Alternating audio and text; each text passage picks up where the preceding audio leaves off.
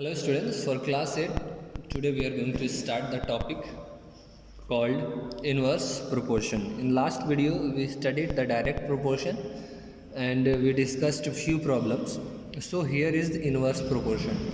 Let me tell you what is direct proportion and what is inverse proportion, difference between them.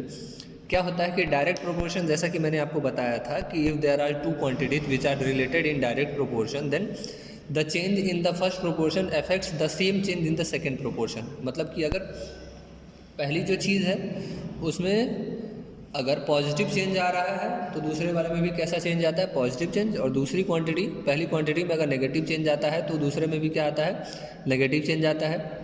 ठीक है। Similarly for inverse proportion, inverse proportion में क्या होता है, it is just opposite to the direct proportion. like if there are two quantities which are related together, so if there is a positive change in the first quantity then there will be the negative change in the second quantity. For example, मान लेते हैं कि you are riding a bike from here to Gorakhpur. आप यहाँ से गोरखपुर जाते हैं किसी बाइक से, तो बाइक की स्पीड बढ़ाएंगे तो टाइम आपका कम लगेगा, और जितने स्लो बाइक चलाएंगे उतना ही टाइम आपका ज़्यादा खर्च होगा। which means that the time and speed are in inverse proportion. Time and speed are in what? Inverse proportion. बात समझ में आए कि पहली क्वांटिटी बढ़ रही है तो दूसरी घटेगी, दूसरी क्वांटिटी घट रही है, पहली क्वांटिटी घट रही है तो दूसरी बढ़ेगी, पहली क्वांटिटी बढ़ रही है तो दूसरी क्या होगी, घटेगी। एक और एग्जांपल बताते हैं आपको। For example you are building a house, आप कोई हाउस बिल्ड कर रहे हो या फिर कोई फील्ड प्लग कर रहे हो।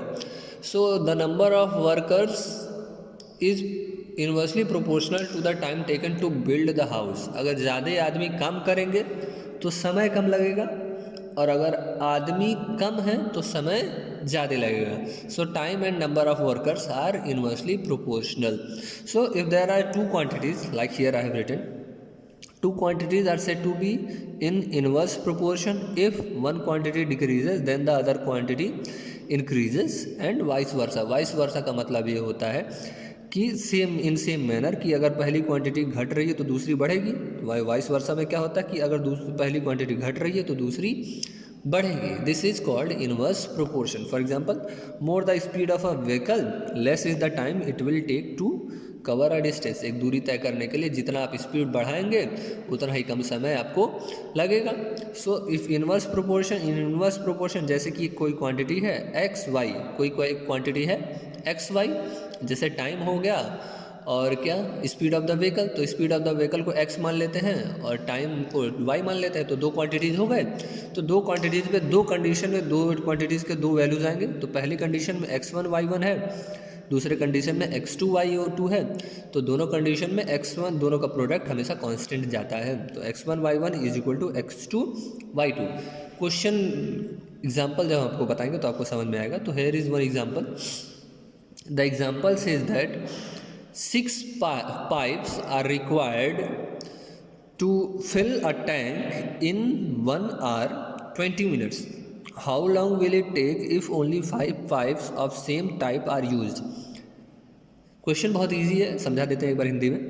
कि एक टैंक है जिसमें 6 पाइप, अगर आप 6 पाइप स्टार्ट करके उसमें पानी भरना शुरू करते हैं तो 1 घंटे लगते हैं, 1 घंटे 20 मिनट लगते हैं।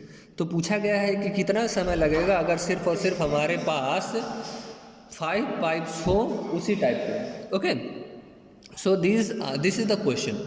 अब इसमें आप देखिएगा कि 6 पाइप है टाइम, तो जितने ज़्यादा पाइप रहेंगे समय उतना कम लगेगा, जितना कम पाइप रहेगा समय उतना ज़्यादा लगेगा। So what kind of proportion is this? This is inverse proportion. Method remains the same, the arrow method. तो हम लोग दो क्वांटिटी ढूंढेंगे और दोनों को लिख लेंगे बारी बारी करके। नंबर ऑफ पाइप्स, पहले टाइम में 6 थे, दूसरे टाइम में 5 हो गए। टाइम टेकन यहाँ मिनट्स इसलिए लिख दिए हैं क्योंकि हमारा आवर और मिनट दोनों में, तो दोनों को कंबाइन करके सिर्फ मिनट्स में लिखेंगे। So first time 1 hour and 20 minutes can be converted into 80 minutes, it is written at here. And second को जैसे कि मैंने कहा था आप कुछ भी मान सकते हैं, x मान लें, y मान लें, लेकिन ये दो क्वांटिटीज़ हैं दो अलग अलग टाइम पे। ठीक है, दो क्वांटिटीज़ हैं दो अलग अलग टाइम पे। ओके, तो वॉट एवर, तो x हमने मान दिया लेट। अब एरो बनाने का टाइम आ गया है। तो पहली क्वांटिटी क्या है, 6 से 5 हुई है, which means that it is decreasing.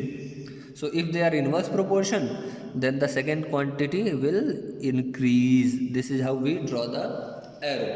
अभी नियम लगा देते हैं भाई. So therefore 6 into 80 will be equal to 5 into x. ये दोनों आपस में मल्टीप्लाई, ये दोनों आपस में मल्टीप्लाई. तो 6 into 80 is equal to 5 into x.